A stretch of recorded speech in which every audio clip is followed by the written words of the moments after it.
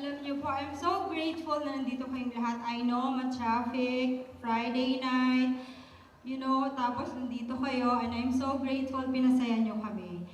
And you know what? I just want to tell you a short story about kung paano nabuo itong concert na to. And actually, this concert is an idea of a 13-year-old girl whom I met when I was invited to perform in a spelling contest in my friend's preschool. And then she shared her testimony, and I was really deeply moved of all she has gone through, of all the trials that she has gone through. But in spite of those trials, she remained faithful to God.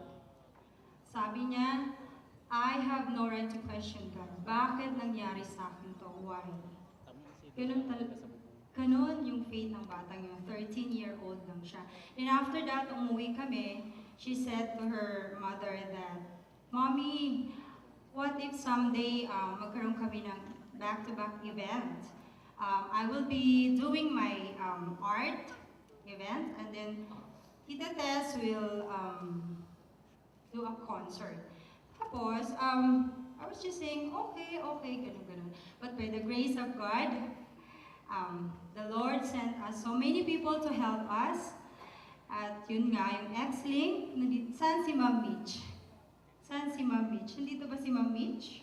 From X-Link at si Sir Orly Ballesteros, sila yung nag-produce ng concert na to. And I'm so grateful na nabuo itong concert na to for the benefit of cancer patients. And now I'm gonna be singing again a song, a duet,